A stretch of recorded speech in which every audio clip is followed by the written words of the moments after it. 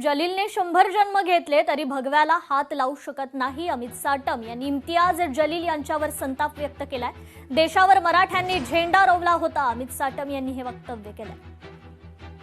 महाराष्ट्रातल्या राजकारणातला विदूषक रोज काय बडबड करतो, त्याच्या प्रत्येक वक्तव्यावरती बोलण्याची आवश्यकता मला वाटत नाही.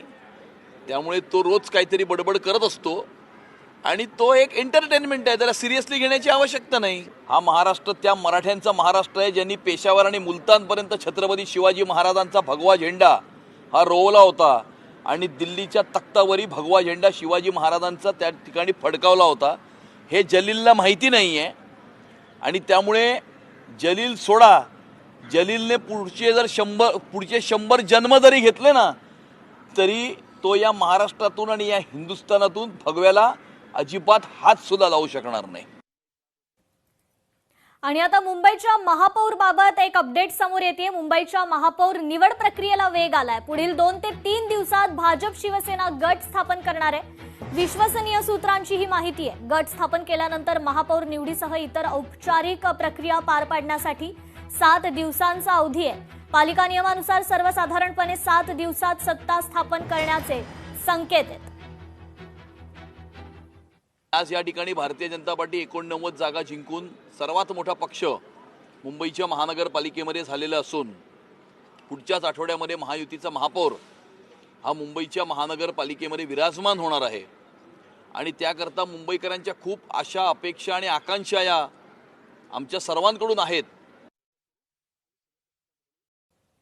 खासदार संजय राऊत यांनी कल्याण डोंबिवलीत नॉट रिचेबल नगरसेवकांवर प्रतिक्रिया दिली. आमचे नगरसेवक हरवलेत असं राऊत म्हणालेत. लापता लेडीज प्रमाणे लापता जेंट्स कुठे आहेत असाही सवाल त्यांनी उपस्थित केला.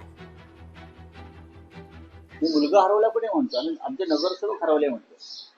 मुलगा तुमचा असेल, मुलगा तुमचा आहे ना.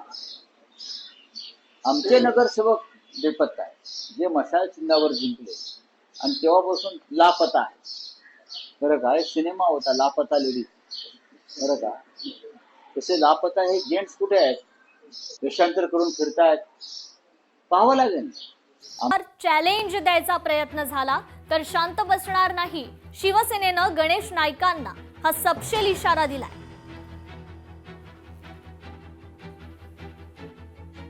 जिल्हा सहकारी बँक टीबी, ठाणे जिल्हा सहकारी बँक राष्ट्रवादी होती. म्हणजे किल्ले कोणाचे नाहीत आणि भारतीय जनता पक्षाने आता परवानगी दिली ना, ते ह्यांचे नामनिशाण साफ करतो.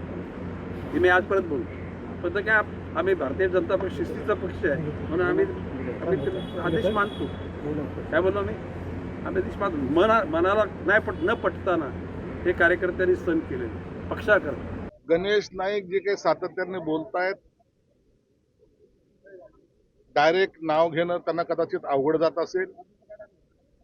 परंतु एक निश्चित सांगतो, वारंवार चॅलेंज करायचा जर प्रयत्न केला तर आम्ही पण शांत बसणार नाही, एवढं त्यांनी ध्यानात घ्यावं. त्या संदर्भात मी काही ऐकलेलं नाही किंवा बघितलेलं नाही. आणि आमचे एकनाथ शिंदे साहेब सक्षम आहे प्रत्येकाला उत्तर द्यायला. त्यामुळे कुणी किती काही वल्गना केल्या तरी शेवटी गेल्या अनेक वर्षापासून धर्मवीर आनंद दिघे साहेबांचा ठाणे जिल्हा हा सक्षम करण्यासाठी आणि ठाणे जिल्हा हा शिवसेनेचा बालेकिल्ला हा सक्षम करण्यासाठी एकनाथ शिंदे साहेब आणि श्रीकांत शिंदे प्रयत्न करतात आणि आम्ही सोबत त्यांचे सहकारी सगळं आहोतच ना.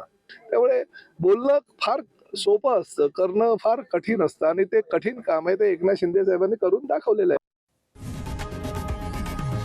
लोकशाही मराठी ऐका, पहा, जागरूक रहा.